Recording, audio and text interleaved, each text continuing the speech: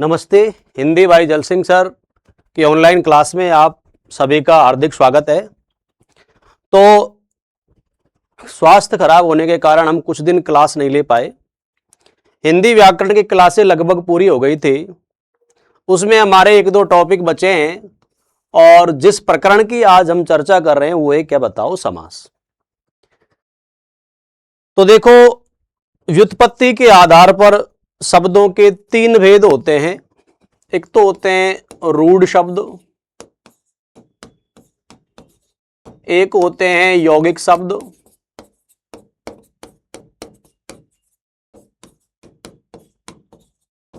और तीसरे प्रकार के होते हैं योग रूढ़। क्या होते हैं? योग रूढ़। तो रूढ़ शब्द तो वो होते हैं जिनके हम टुकड़े नहीं कर सकते, और यौगिक शब्द वो होते हैं जो दो शब्दों के योग से मिलकर बनते हैं, और इन दो शब्दों के योग में हम यानी दो शब्दों को जोड़ने में हम चार कार्य यानी चार विषय काम में लेते हैं। एक तो है संधि, यानी संधि का काम भी क्या है? दो शब्दों को जोड़ना। एक है समास, उपसर्ग और प्रत्यय।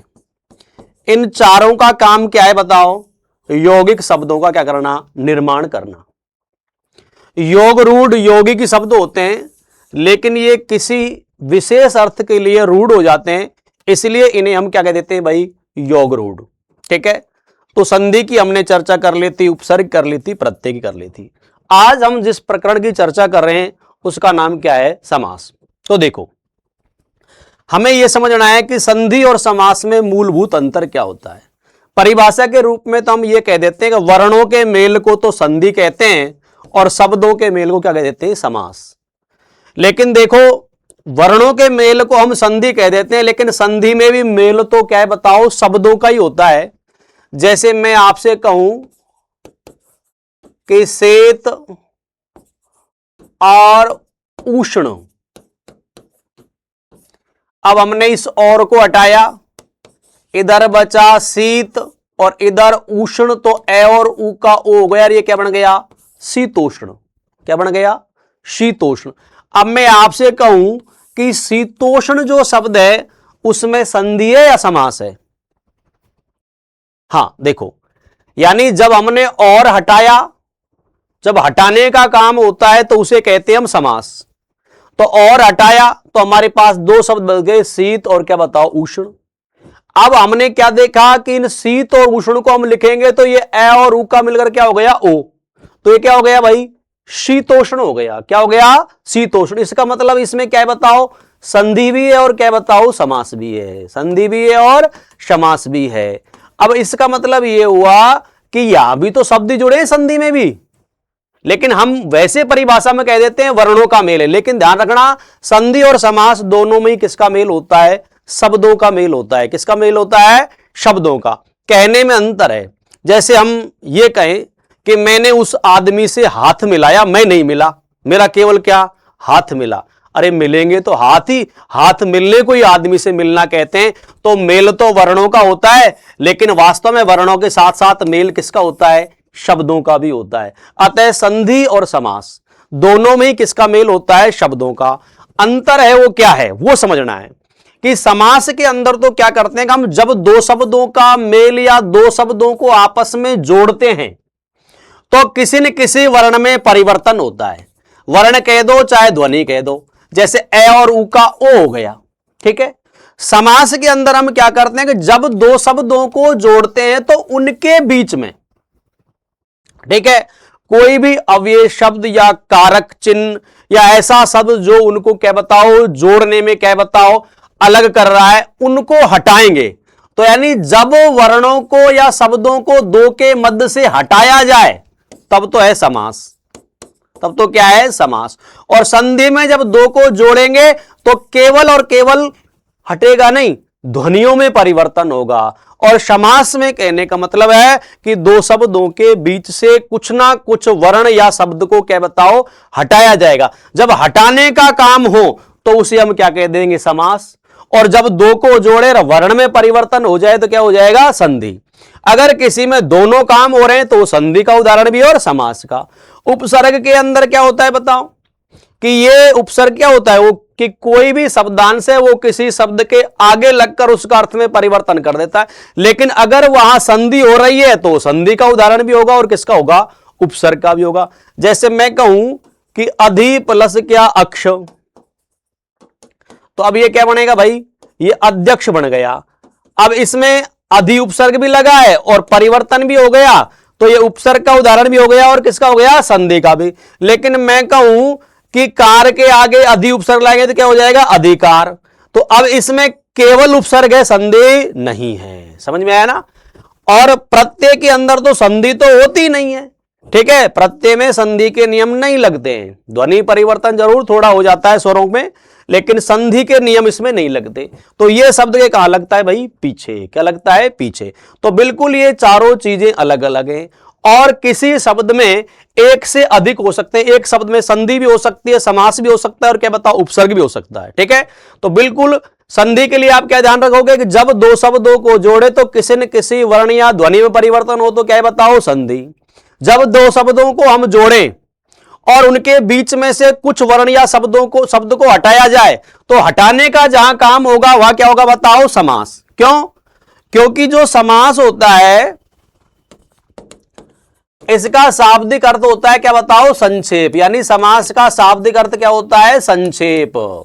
ठीक है, यह ध्यान रखना है कि समास का शाब्दिक अर्थ क्या होता है, संक्षेप। कई बार परीक्षाओं में पूछा गया है कि समास का अर्थ क्या होता है, तो समास का शाब्दिक अर्थ क्या होता है, संक्षेप। तो ध्यान रखना, समास का जो शाब्दिक अर्थ होता है वो क्या होता है, संक्षेप। अर्थात दो शब्दों को इस प्रकार जोड़ा जाए, शब्दों का मेल इस प्रकार किया जाए कि उनके आकार में कुछ कमी हो जाए, तो उसे अपन क्या कह देंगे, समास कहेंगे। जैसे मैं कहूं रसोई के लिए घर, क्या लिखा मैंने, रसोई के लिए क्या बताओ, घर। अब देखो कितने शब्द हैं इसमें, 1 2 3 और 4, ठीक है।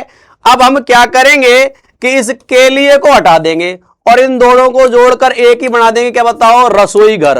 और अब ये बताओ किस में हो गया, संक्षेप में हो गया ना। सारांश जानते हो आप, संक्षेप यानी किसी बात को विस्तृत रूप से न कहकर क्या बताओ, संक्षेप में कहना ही क्या कहलाता है, सारांश।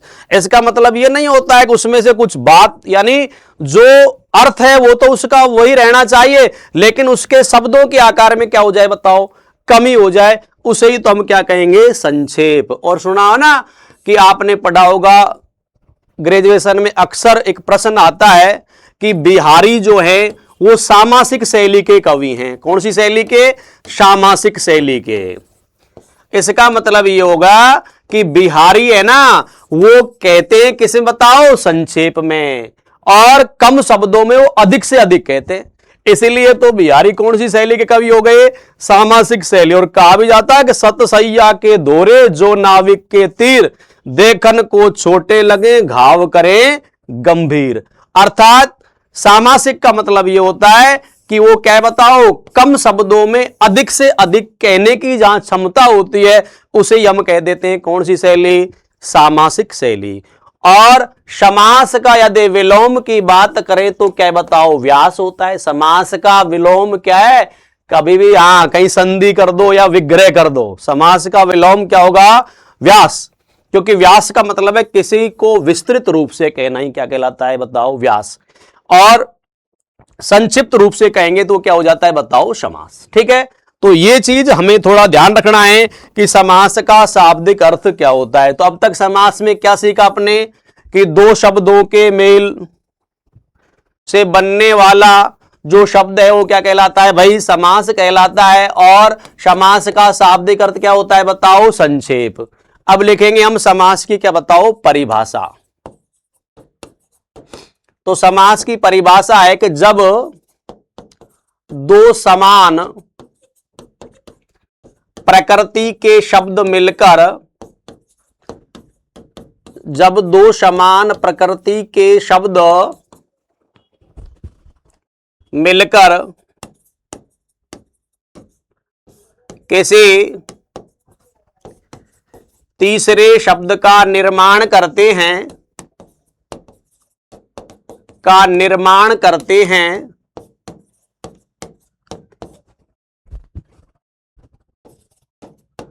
तो निर्माण की यह प्रक्रिया समासीकरण, यानी जब आप मिलाओगे तो उसे हम क्या कहेंगे? समासीकरण। वह बनने वाला शब्द सामासिक पद कहलाता है। बनने वाला शब्द क्या कहलाएगा बताओ? सामासिक पद कहलाता है।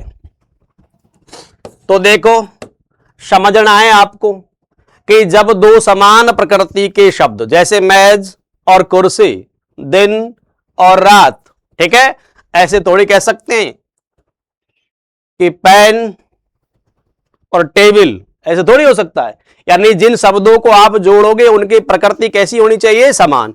कि जब दो समान प्रकृति के शब्द मिलकर, यानी दो शब्द मिलकर किसी तीसरे शब्द का निर्माण करते हैं तो वह प्रक्रिया क्या कहलाएगी? सामासीकरण। क्योंकि दो शब्दों से मिलकर क्या बताओ? एक शब्द बन रहा है, तो ये क्या कहलाया? सामासीकरण। और बनने वाला जो शब्द होगा वो क्या कहलाएगा? सामासिक पद कहलाता है। ध्यान रखना, वो सामासिक यानी जो नया शब्द बनेगा उसे हम क्या कहेंगे? पद। तो आपके सामने दो चीज है, एक तो है शब्द और एक क्या है बताओ? पद। बता सकते हो कि शब्द और पद में क्या अंतर है? पहले तो ये देखो, शब्द किसे कहते हैं? हाँ, दो या दो से अधिक वर्णों के सार्थक समूह को हम क्या कह देते हैं? शब्द कहते हैं। अब पद बताओ किसे कहते हैं? देखो, जब किसी शब्द का हम किसी वाक्य में प्रयोग कर देते हैं तो वह, जब शब्द का किसी वाक्य में प्रयोग हो जाता है तो वह शब्द वह शब्द न कहला के क्या कहलाता है? पद। आपने छोटी क्लासों में पढ़ा होगा कि रेखांकित शब्द का पद परिचय करो, पहले आते थे ग्रामर में। और पद परिचय का मतलब है वो शब्द होता है वो रेखांकित हो गया। तो जब किसी शब्द का हम वाक्य में प्रयोग कर देते हैं तो वो शब्द शब्द नहीं क्या कहलाता है? पद कहलाता है। और जब आपको वाक्य हम पढ़ाते हैं तो वाक्य के आवश्यक तत्वों में बहुत सारी चीजें होती हैं। उसमें यह होता है कि किसी भी शब्द को जब वाक्य में स्थान दिया जाता है तो उसे की योग्यता के अनुसार दिया जाता है। यानी वह कर्ता है, कर्म है, क्रिया है, विशेषण है, वैसा ही स्थान उसे। आपने देखा होगा अंग्रेजी में कभी टेंस पढ़ाते हैं तो गुरुजी ऐसे लगाते हैं, लिखो subject, helping verb, main verb, object. लेकिन हिंदी में तो कोई नहीं बताता आपको कि पहले कौन आएगा बाद में कौन आएगा।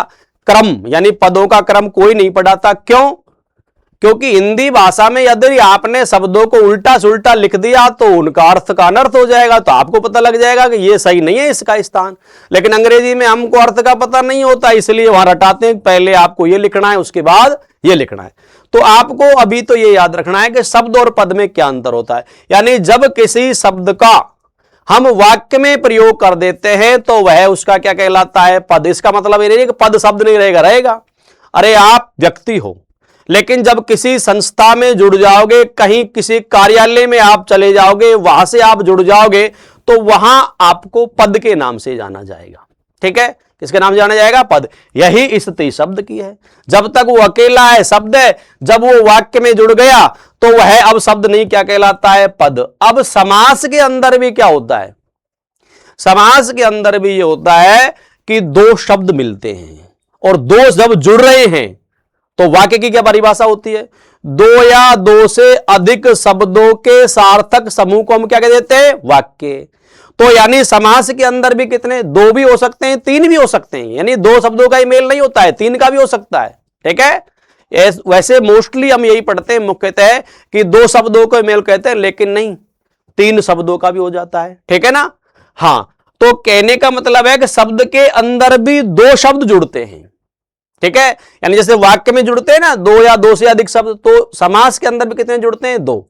उदाहरण के लिए आप यह समझो कि जब आप शिक्षक बन जाओगे, विद्यालय में जाओगे, तो यदि आपको बड़ा स्कूल मिलेगा तो वह बहुत सारे अध्यापक मिलेंगे, आप उनके साथ जुड़ जाओगे। और यदि आपको पीएस या स्कूल मिला तो वहां आपको एक या दो अध्यापक मिलेंगे। लेकिन आप यदि वहां दो हो तो भी जो सीनियर होगा वो उसमें से प्रधान अध्यापक होगा, और जो बाद में लगाए वो उसमें क्या होगा बताओ, अध्यापक होगा। तो इसका मतलब ये हुआ कि हम जुड़ गए। तो समास के अंदर भी दो शब्दों का मेल होता है, इसलिए वो शब्द अब शब्द नहीं क्या कहलाएंगे बताओ, पद कहलाएंगे। क्या कहलाएंगे, पद। तो याद रह जाएगा कि शब्द को ही हम पद कहते हैं। अंतर यह है कि जब तक वह अकेला है शब्द है, जब किसी शब्द को हम दूसरे शब्द के साथ जोड़ देते हैं तो वह शब्द शब्द नहीं क्या कहलाता है, पद कहलाता है। ठीक है, चलो।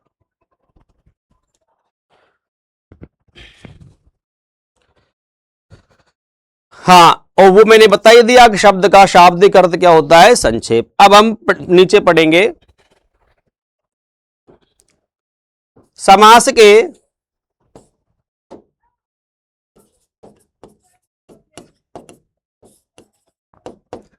चार भेद होते हैं। समास के कितने भेद होते हैं, चार भेद होते हैं। नंबर एक, अव्ययी भाव समास।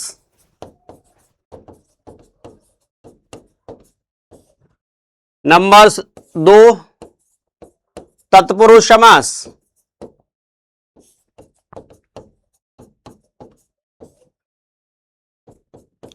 नंबर तीन, द्वंद्व समास।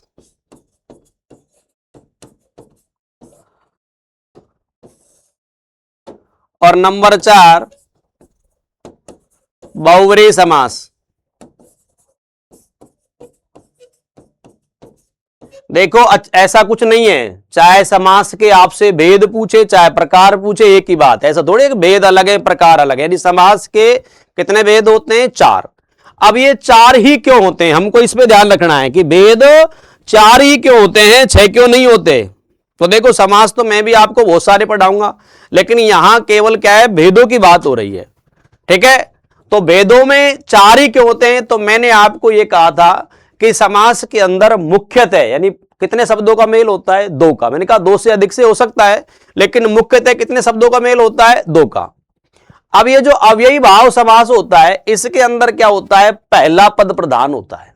ठीक है, जो तत्पुरुष समास होता है इसके अंदर कौन सा, दूसरा पद प्रधान होता है। और जो द्वंद्व समास होता है उसमें कितने, दोनों पद प्रधान होते हैं। और बहुब्रीहि समास में दोनों ही पद प्रधान नहीं होकर कोई क्या बताओ, अन्य पद प्रधान होता है। ठीक है, इसके अलावा बताओ भेद कैसे होंगे। मान लो आपकी क्लास में उदाहरण समझो दो छात्र हैं, तो बताओ उसकी क्या कंडीशन हो सकती है कि दो छात्र हैं, उसमें से कल पहला छात्र आ सकता है, हो सकता है पहला नहीं आए, क्या आ जाए, दूसरा आ जाए, हो सकता है दोनों ही आ जाए, और चौथी कंडीशन क्या होगी कि दोनों ही नहीं आए। इसके अलावा बताओ क्या होगा।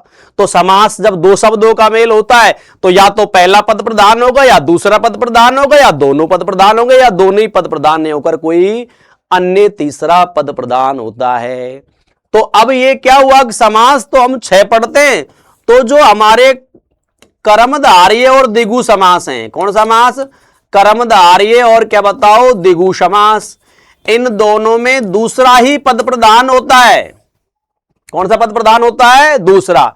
इसलिए इन्हें तत्पुरुष का ही भेद माना जाता है। अब परीक्षा में कर्मधारय का उदाहरण आ गया तो आप कर्मधारय ही करोगे, द्विगु नहीं करोगे, क्योंकि अगर किसी का उपभेद दिया है तो पहले अपन को उपभेद ही करना है, ये थोड़ी करेंगे हाँ तत्पुरुष के अंदर ही तो आता है। एक बार एग्जाम में प्रश्न पूछा गया था कि दिल्ली कहां, दिल्ली पुलिस में दिल्ली कहां स्थित है, तो उसमें एशिया था, ऑस्ट्रेलिया था, ठीक है, और क्या बताओ, यूरोप था। अब जो विद्यार्थी जल्दबाजी में थे उन्होंने कहा दिल्ली तो एशिया में आएगी, लेकिन चौथे ऑप्शन में भारत था, तो क्या आएगा बताओ, एशिया में तो है लेकिन जब भारत आ गया तो फिर एशिया का कोई मतलब नहीं है। तो मानो कोई कर्मधारय समास का उदाहरण है, कर्मधारय विकल्प में दे रखा है तो आप तत्पुरुष थोड़ी करोगे, ये थोड़ी कहते हो है तो तत्पुरुष का ही भेद नहीं, उपभेद आ गया तो फिर उपभेद ही करना पड़ा, उपभेद नहीं होता तो फिर बात अलग है। और यदि वो कर्मधारय को उदाहरण देगा तो आपको विकल्प में कर्मधारय देगा, तो ये घबराने की जरूरत नहीं है। तो आपको तो यह रखना है कि समास के भेद कितने होते हैं, 4, बिल्कुल 4 भेद होते हैं। अगर 6 होते तो प्रश्न नहीं पूछेगा, ध्यान रखना। आज तक प्रश्न नहीं है परीक्षा में कि संधि के कितने भेद होते हैं, क्योंकि सबको पता है 3 ही होते हैं। प्रश्न क्यों आएगा, फिर नहीं आएगा। लेकिन समास का प्रश्न कई बार परीक्षा में पूछा गया कि समास के कितने भेद होते हैं, तो कितने करोगे आप, 4। क्लियर हुआ ना। चलो, अब इन दोनों में दूसरा ही पद प्रधान होता है। अब बार बार एक चीज हमारे सामने आ रही है, पद प्रधान। पद प्रधान, तो बताओ ये पद प्रधान का मतलब क्या होता है। अच्छा, मतलब प्रधानता से मतलब क्या है यहां, तो देखो, हां, पद प्रधानता का मतलब ये होता है कि जैसे 2 शब्द हैं, मैंने कहा ना कि समास के अंदर कितने शब्दों का मेल होता है, मुख्यतः 2। तो 2 शब्द है, तो अर्थ जो है वो किस पर निर्भर है, ये निर्भर करना पड़ेगा कि अर्थ किस पे निर्भर है। ठीक है, जैसे मैं यहां लिख दूं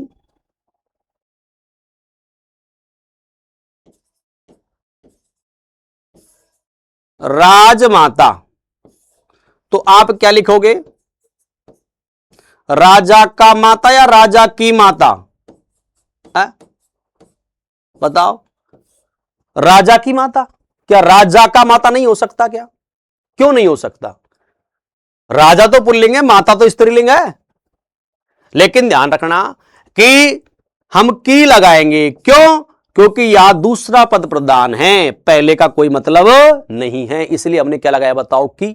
तो अब दूसरा पद प्रधान है, तो इसका मतलब है, यह किसका उदाहरण है भाई, तत्पुरुष का उदाहरण है। किसका उदाहरण है, तत्पुरुष का है। तो क्या है कि पद प्रधानता का सीधा सा मतलब आप किससे समझोगे कि यदि शब्द का अर्थ पहले पद पर निर्भर है तो पहला पद प्रधान है, यदि शब्द का अर्थ दूसरे पद पर निर्भर है तो क्या बताओ, दूसरा पद प्रधान है, यदि शब्द का अर्थ दोनों पदों पर निर्भर है तो दोनों पद प्रधान है, और यदि शब्द का अर्थ दोनों पदों से भिन्न निकले तो फिर हम कह देंगे, क्या बताओ, अन्य पद प्रधान है। जैसे एग्जाम्पल के लिए मैं आपको बताता हूं,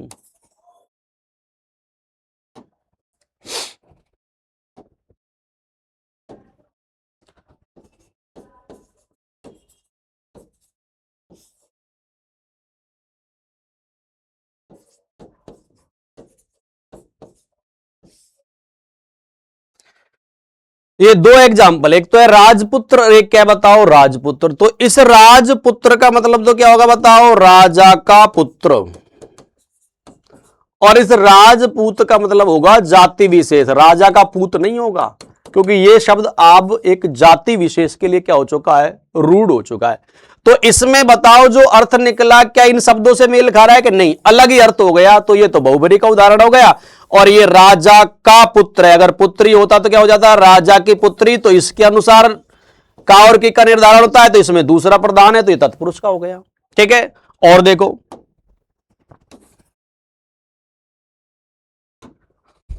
मैंने यहां लिखा उपहार, संहार, विहार, आहार। बताओ इनमें दूसरा पद प्रधान सब में क्या है, बताओ, हार, हार है, इसमें भी हार है, इसमें भी हार है, इसमें भी हार है, इसमें भी हार है। उपहार का मतलब होता है भेंट, संहार का मतलब होता है मारना, विहार का मतलब होता है भ्रमण, आहार का मतलब होता है भोजन। अब बताओ इनके अर्थों में कोई थोड़ी बहुत समानता है क्या, दूसरा पद तो समान है, नहीं। यह अर्थ किस पर निर्भर हो रहा है, बताओ, पहले पर। पहला जैसे ही चेंज हुआ अर्थ में परिवर्तन आ गया, इसका मतलब यहां अर्थ किस पर निर्भर है, पहले पर। तो जब अर्थ पहले पर निर्भर होगा तो हम कह देंगे कौन सा पद प्रधान है, पहला। तो समझ गए पद प्रधानता का मतलब होता है, पद प्रधानता का मतलब यह होता है कि अर्थ कौन से शब्द पर निर्भर करता है। यदि अर्थ पहले पद पर निर्भर है तो पहला पद प्रधान है, यदि अर्थ दूसरे पद पर निर्भर है तो दूसरा पद प्रधान है, यदि अर्थ दोनों पर निर्भर है तो कह देंगे क्या बताओ, दोनों पद प्रधान है। और यदि अर्थ क्या है बताओ, हां, दोनों पे ही प्रधान नहीं होकर कोई अन्य पद प्रधान होता है तो उसे कह देंगे अन्य पद प्रधान है। ठीक है, अब इसका मतलब यह हुआ कि पद प्रधानता को आप जब समझ पाओगे जब आपसे शब्दों के अर्थ आते होंगे। यदि आपसे किसी शब्द का अर्थ नहीं आता है तो फिर आपको कैसे पता, जब अर्थ ही नहीं आता है, कि वो पहले पर निर्भर है या दूसरे पर, पहले अर्थ आना चाहिए। इसलिए समास के अंदर आप कितने भी पढ़ लेना, सही समास विग्रह और सही समास आप जब ही ढूंढ पाओगे जब आपसे शब्द का क्या आता होगा, अर्थ आता होगा। ठीक है, एक बात। आगे चले हम, एक इंपॉर्टेंट आपको बात लिखनी है। किसी भी सामासिक पद में एक से अधिक समास हो सकते हैं।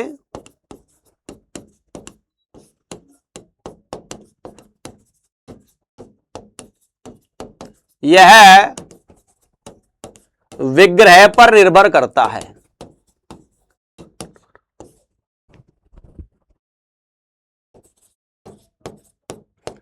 यानी किसी भी सामासिक पद में एक से अधिक समास हो सकते हैं, यह विग्रह पर निर्भर करता है। और विग्रह का मतलब होता है सीधा सा उसका अर्थ। विग्रह के लिए कोई अलग चीज नहीं है। जो शब्द आपके सामने लिखा है उसका जो आप अर्थ लिखोगे वही क्या बताओ, विग्रह। तो विग्रह कह दो चाहे अर्थ कह दो। फॉर एग्जाम्पल जैसे मैंने लिखा पीतांबर, क्या लिखा, पीतांबर। अगर इस पीतांबर का विग्रह हम पीत है जो अंबर, तो कर्मधारय समास होगा। कौन समास होगा बताओ, कर्मधारय। और यदि इसका विग्रह पीत हैं अंबर जिसके, अर्थात विष्णु, तो बहुव्रीहि समास होगा। तो कौन समास होगा, बहुव्रीहि समास होगा। तो देखो आपको सबसे पहले ये याद रखना है, ये दिमाग में बिठाना है कि रटना कुछ नहीं है। किसी भी सामासिक पद में एक से अधिक समास हो सकते हैं, यह प्रश्न उसके विग्रह और विकल्पों पर निर्भर करेगा। समझ में आया ना मेरी बात को। ऐसा नहीं करना है कि मैंने एक बार बच्चों को बता दिया कि त्रिफला में बहुव्रीहि समास होता है, ठीक है, लेकिन देखो इसमें द्विगु भी है। तो वो विकल्प देखने पड़ेंगे आपको, जल्दबाजी नहीं करनी। आपने किताब में क्या पढ़ा है, कहां से कैसे तैयारी करते हो, इन चीजों पर कोई निर्भर नहीं करेगा। आपको शांति से समझना है प्रश्न क्या कह रहा है और विकल्प में क्या क्या दे रखा है। ऐसे नहीं कहोगे कि ये तो प्रश्न ही गलत छप गया। कैसे भी परीक्षा में प्रश्न गलत नहीं छपता है, वो छपते हैं तो बाद में पता चलता है।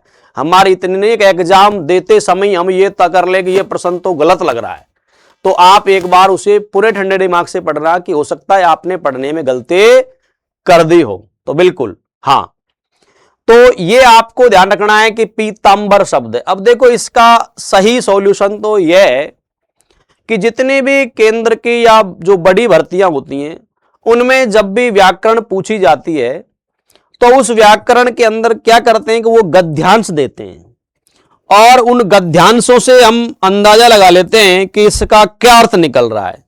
और जैसा अर्थ निकलता है वैसा ही विग्रह करके हम आसानी से सही समास का पता लगा देते हैं।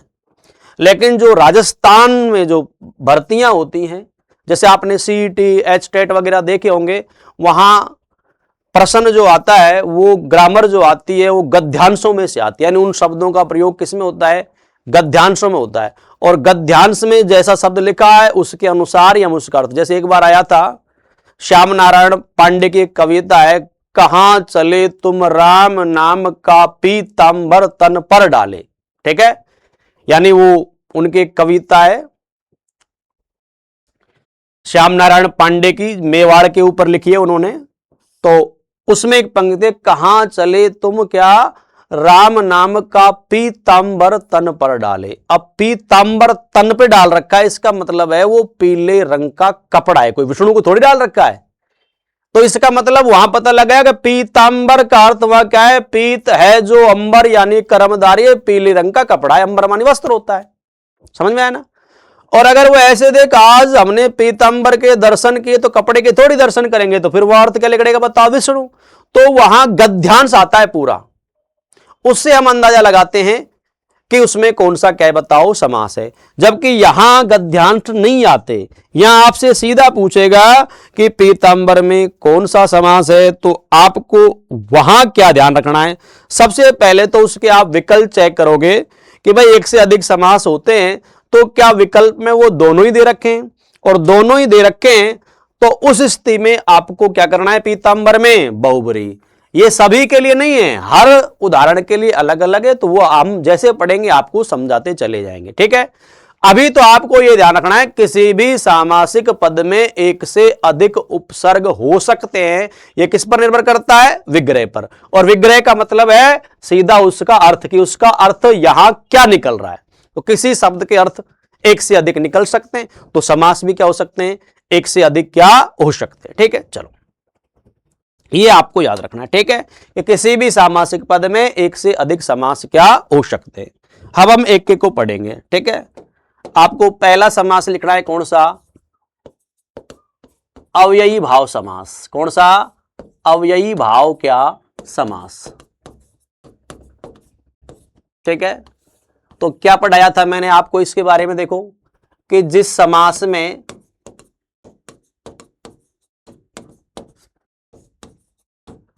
पहला पद प्रधान होता है, जिस समास में क्या बताओ पहला पद क्या होता है, प्रधान होता है, एवं समस्त पद क्रिया विशेषण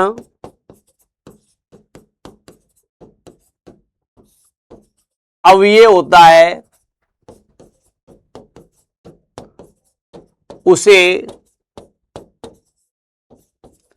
अव्ययी भाव समास कहते हैं। उसे क्या कह देते हैं, अव्ययी भाव समास कहते हैं।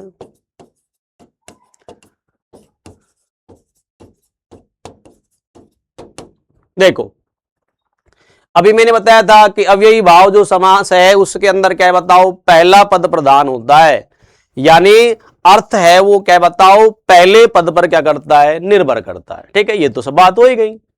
एवं समस्त पद क्रिया विशेषण अव्यय, देखो ये अव्यय है इसीलिए अव्ययी भाव है। यानी क्या है बताओ कि जो सामासिक पद होता है वो क्या होता है, अव्यय होता है, इसीलिए क्या बन गया, अव्ययी भाव, यानी ये अव्यय होता है। और अव्यय जो आपने पढ़े होंगे उसके चार भेद होते हैं, क्रिया पढ़ा दिए मैंने, अव्यय, क्रिया विशेषण अव्यय, समुच्चय बोधक अव्यय, संबंध बोधक अव्यय और विस्मयादि बोधक अव्यय। अब दरअसल क्या होता है कि जो समुच्चय बोधक अव्यय होता है वो तो और, तथा, किंतु, परंतु होते हैं, तो उनमें तो समास बनेगा ही कहां, ठीक है।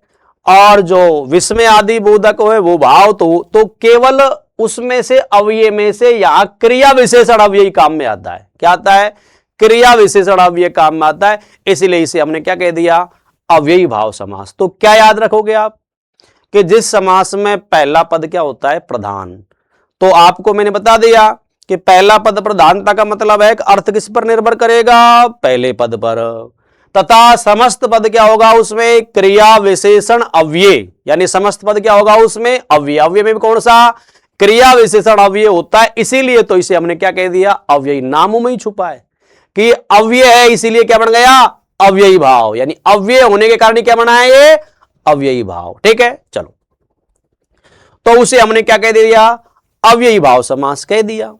अब आपको इसमें देखो जब ये परिभाषा ये केवल आपको लिखने की है, ठीक है। परीक्षा में आजकल परिभाषाएं पूछी जा रही हैं, इसके टुकड़े कर देंगे, क्रम में आपसे जमवा सकता है, तो चीजें आपको अब सारी याद करनी पड़ेगी क्योंकि परीक्षा का पैटर्न बदल चुका है, ठीक है।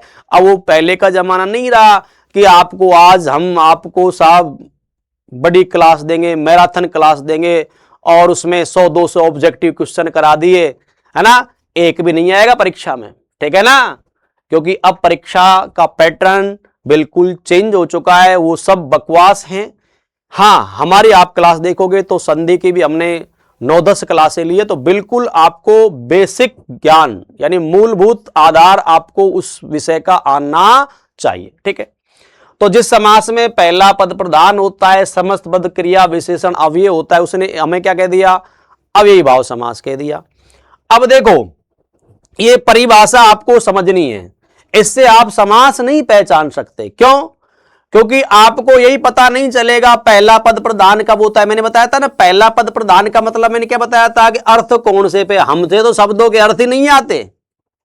ठीक है ना, हमसे तो शब्दों के क्या अर्थ ही नहीं आते, तो हमें तो कैसे पता कि उसमें कौन सा पद प्रधान होता है। ठीक है ना, और समस्त पद क्रिया विशेषण अर्थात वो क्रिया विशेषण अव्यय होना चाहिए। ठीक है, क्रिया विशेषण अव्यय क्या होता है कि जो क्रिया शब्दों की विशेषता बताता है। जैसे मैंने यहां लिख दिया कि यथाशक्ति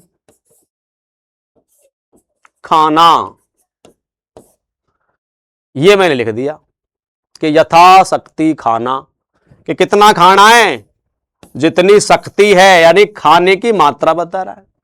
ठीक है, तो अब ये क्या हो गया भाई? क्रिया विशेषण अव्यय हो गया, क्योंकि ये क्रिया की क्या बताता है? विशेषता। तो क्रिया विशेषण, अब इसका मतलब है आपसे क्रिया विशेषण अव्यय आने चाहिए कि कोई भी उदाहरण आए उसको देखो, यदि वो क्रिया की विशेषता बताता है तो क्रिया विशेषण है, और फिर वो अव्यय है तो अव्ययी भाव समास है, नहीं बताता है तो नहीं है। तो ये काम भी थोड़ा सा क्या है? कठिन। तो अब हम इसकी मूल जड़ पर चलते हैं कि कैसे पहचाने हम कि हमारा परीक्षा में प्रश्न सही हो जाए कि अव्ययी भाव समास है या नहीं है। तो देखो, जैसे मैंने आपको एक शब्द लिखा यहां दिन, क्या लिखा? दिन। ये संज्ञा शब्द है। क्या है ये? संज्ञा शब्द है। क्या बताओ? दिन। क्लियर हुआ ना? अब इसे हमें क्रिया विशेषण बनाना है। क्या बनाना है? क्रिया विशेषण। तो इसके लिए क्या करना पड़ेगा कि या तो इसके आगे प्रति उपसर्ग लगाओगे तो ये क्या बन जाएगा? प्रतिदिन। क्या बन जाएगा? प्रतिदिन। ठीक है, या फिर इसको कितने बार लिखना पड़ेगा? 2 बार, तो ये क्या बन जाएगा? दिन दिन। क्या बन जाएगा? दिन दिन। और इस दिन दिन को ही हम दिनों दिन भी कह सकते हैं। क्या कह सकते हैं? दिनों दिन। बताओ, प्रतिदिन, दिन दिन, दिनों दिन, इन सब का एक ही अर्थ है। क्या बताओ? प्रत्येक दिन। क्या है? प्रत्येक दिन। समझ में आया ना? अब ये कैसे पता लगेगा हमें कि क्रिया विशेषण अव्यय है नहीं है? जैसे मैंने कह दिया कि सोहन प्रतिदिन पढ़ता है। अब मैं आपसे पूछता हूं, मैंने आपको बताया था, जिन्होंने नहीं देखा वो देख लेना, क्रिया विशेषण अव्यय बताया था, तो मैंने आपको 4 बातें बताई थी कि क्रिया विशेषण के 4 भेद होते हैं: कालवाचक, स्थानवाचक, रीतिवाचक और क्या? परिमाणवाचक। ठीक है, अब मैंने कहा था कि अब इसके साथ में लगाऊंगा, बताओ कब पढ़ता है, तो आपका उत्तर आएगा प्रतिदिन। क्या? प्रतिदिन। तो ये कालवाचक क्रिया विशेषण हो गया, इसका मतलब क्रिया विशेषण है। ठीक है, भेद अगर आपको पढ़ने तो इसका मतलब ये क्रिया की क्या बताता है? विशेषता। अब देखो हम क्या करते हैं कि जब भी किसी शब्द को अव्यय बनाते हैं, ठीक है ना, तो उसके अंदर 2 प्रक्रिया काम में लेते, या तो उसके आगे क्या लगाते बताओ? उपसर्ग, या फिर क्या कर देते हैं? उस शब्द को कितने बार लिख देते हैं? 2 बार। कितने बार? 2 बार। तो अगर किसी शब्द के आगे उपसर्ग लगा हुआ है, यहां वह शब्द कितने बार? 2 बार लिखा हुआ है, तो समझ लेना वह क्या होगा? क्रिया विशेषण। और वो क्रिया विशेषण होगा तो हम उसे कह देंगे कौन सा समास? अव्ययी भाव समास। कौन सा? अव्ययी भाव समास। तो अब पढ़ने के लिए हम क्या याद रखेंगे? हमें यह याद रखना है समझने के लिए कि अव्ययी भाव समास के 2 भेद होते हैं। अव्ययी भाव समास के कितने भेद होते हैं? 2। परीक्षा में नहीं आएंगे, लेकिन समझने के लिए अव्ययी भाव समास के कितने भेद होते हैं? 2 भेद होते हैं। एक तो होता है अव्यय पद पूर्व। क्या होता है?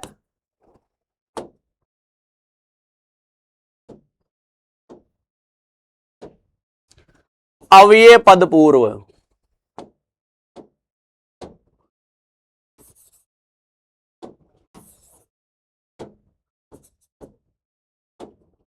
अव्यय पद पूर्व, और इसके सामने लिखना है, केवल परिभाषा नहीं लिखनी है कि पहला पद क्या होता है, इसमें उपसर्ग होता है। पहला पद क्या होता है, उपसर्ग होता है। अगर पहला पद उपसर्ग लगा हुआ है तो समझ लेना वो कौन सा हो जाएगा, अव्ययी भाव। फॉर एग्जाम्पल, जैसे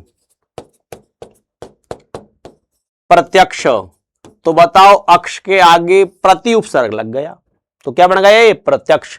अक्ष मानी होती है आंख, तो ये बनता है क्या बताओ, आंखों के सामने। ये इसका विग्रह हो जाएगा, और विग्रह मैंने क्या बताया था, अर्थ लिखना है, प्रत्यक्ष। ठीक है। यथाशक्ति, तो क्या बनाओगे बताओ, शक्ति के अनुसार।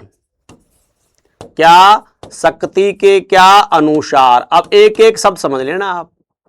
अब मैंने यथाशक्ति लगा दिया के अनुसार, तो वहां यथा स्थान आ जाए तो क्या आ जाए, स्थान के अनुसार। यथा क्रम आ जाए तो क्या बताओ, क्रम के अनुसार। यथा मति आ जाए तो मति के अनुसार। यथा अवसर आ जाए तो क्या बताओ, अवसर के अनुसार। ठीक है। जैसे मैंने यहां लिख दिया, बताओ क्या, यथावसर, तो ए इसमें जुड़ गया, तो बताओ क्या बनेगा ये, बताओ क्या बनेगा, अवसर के अनुसार। अब कई बार क्या होता है कि परीक्षक बड़ा कलाकार है, उसने सोच लिया कि ये तो रट के आए, तो इस अवसर के अनुसार को वो ऐसे भी दे सकता है, अवसरानुसार।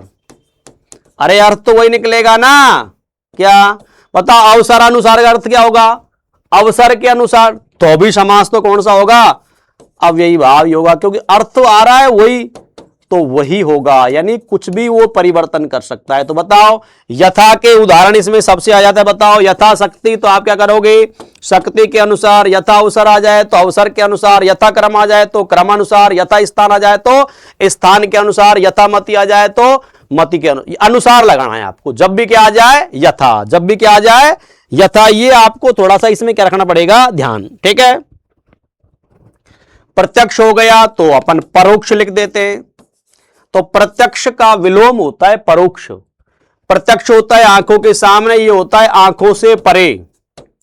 आंखों से जो परे है वो क्या है बताओ, परोक्ष है। क्या है वो, परोक्ष है। क्या है, परोक्ष। तो पहला पद उपसर्ग हो गया ना, पर प्लस अक्ष, और प्रत्यक्ष क्या बताओ, प्रति प्लस, हाँ, अक्ष और अक्षी एक ही बात है। ठीक है।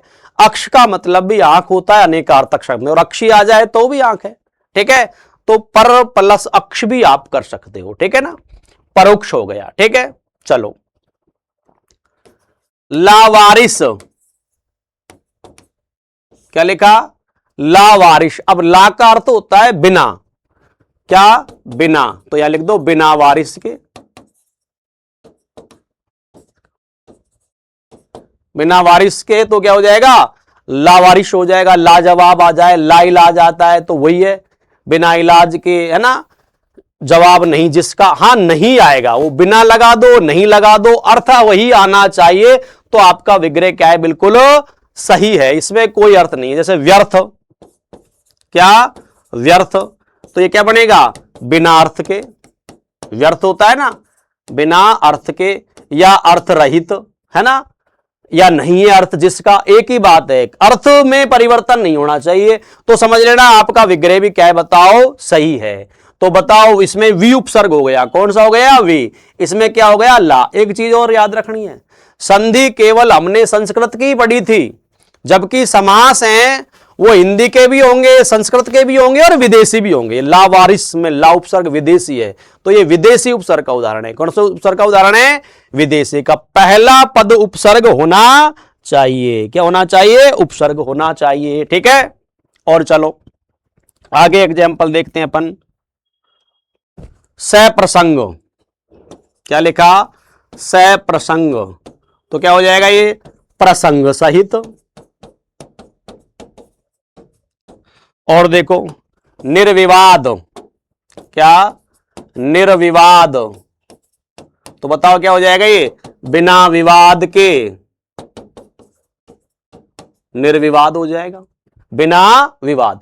तो निरुपसर्ग लग गया, पर उपसर्ग लग गया, ला उपसर्ग लग गया, वी उपसर्ग लग गया, से उपसर्ग लग गया, यानी पहला पद उपसर्ग होना चाहिए। जब भी पहला पद उपसर्ग मिलेगा तो समझ लेना वहां कौन समास होगा, अव्ययी भाव।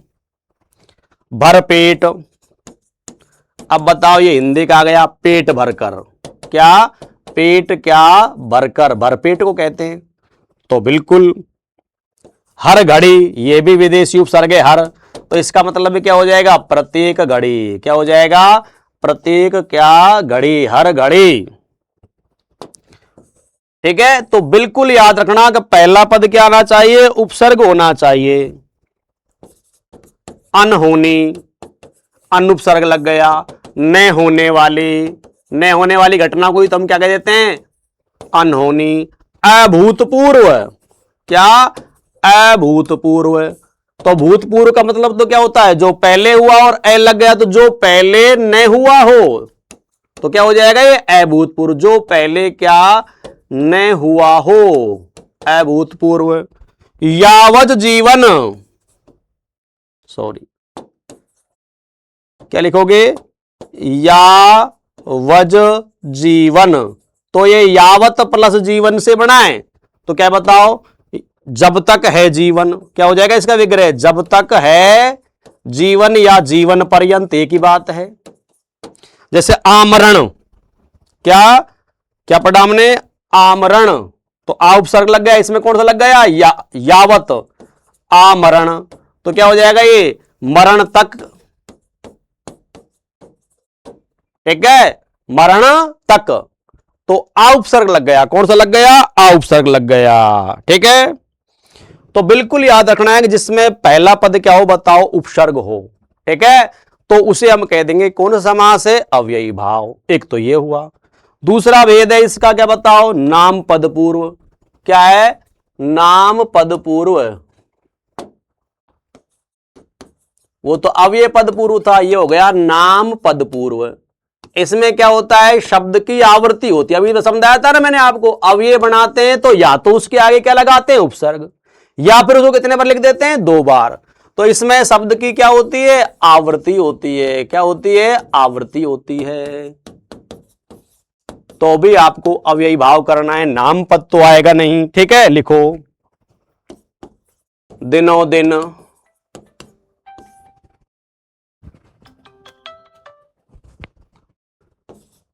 रातों रात, बीचों बीच, धड़ाधड़, घर घर,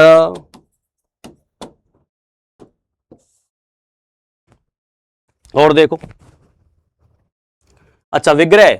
तो बताओ, दिनों दिन में दिन की आवृत्ति होगी, तो अर्थ देखो इनका, कुछ नहीं करना है, अर्थ देखना है। बताओ, दिनों दिन का क्या हो जाएगा, बताओ, प्रत्येक दिन। क्या हो जाएगा, प्रत्येक दिन। बताओ, रातों रात का, प्रत्येक रात नहीं होगा, रात ही रात में। देखो कोई कहता है ना, मैं रातों रात दिल्ली पहुंच गया, तो कितनी रात लगी, अरे एक ही तो लगे। और वो कहते हैं ना, वो दिनों दिन प्रगति कर रहा है, तो एक दिन कर रहा है, प्रतिदिन, प्रतिदिन। और ये क्या होगा, रात ही रात में। ये बताओ, बीचों बीच क्या है, बीच ही बीच में नहीं, ठीक बीच में, बिल्कुल मध्य में, तो उसे अपन कह देते हैं, क्या बताओ, बीचों बीच। कोई नहीं, विकल्प आएगा, आप तो उसका, हाँ विग्रह में कुछ नहीं है, विकल्प में देगा, विग्रह पूछेगा तो आप तो उसका अर्थ जो आपको सबसे सटीक लगे ना वो कर देना, विग्रह अपने आप से ही हो जाएगा। ठीक है, धड़ाधड़। अब ये क्या होगा, धड़ के बाद धड़, ये देखो आवृत्ति होती है ना, एक कविता थी पहले, लोहार के धड़ धड़ धड़ धड़ धड़ाधड़। ठीक है, तो इसका मतलब है कि धड़ाधड़ का मतलब होता है जल्दी जल्दी, बार बार, है ना। घर घर, बताओ क्या कह देंगे, कुछ नहीं है, तो प्रत्येक घर कह देंगे। ऐसे होता है भागम भाग, कहते हैं भागम भाग मच रही है, तो क्या कह देंगे, भागने के बाद भागना। ये होगा, क्या बताओ, भागने के बाद क्या, भागना। हाँ, धड़ाधड़ की तरह, तो हम कह देंगे, क्या बताओ, भागम भाग मच रही है। क्या मच रही है, भागम भाग। धीरे धीरे,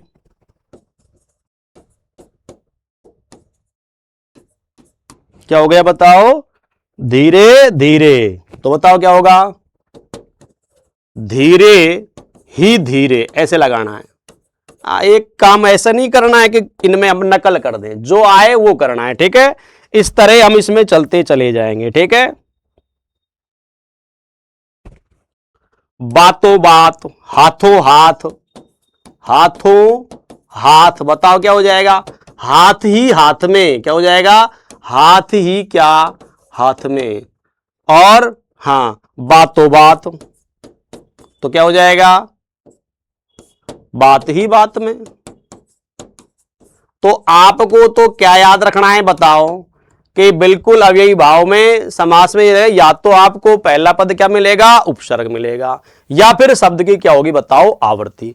दोनों ही कंडीशनों में हम क्या कर देंगे, अव्ययी भाव समास। ठीक है, बाकी कल नेक्स्ट क्लास में।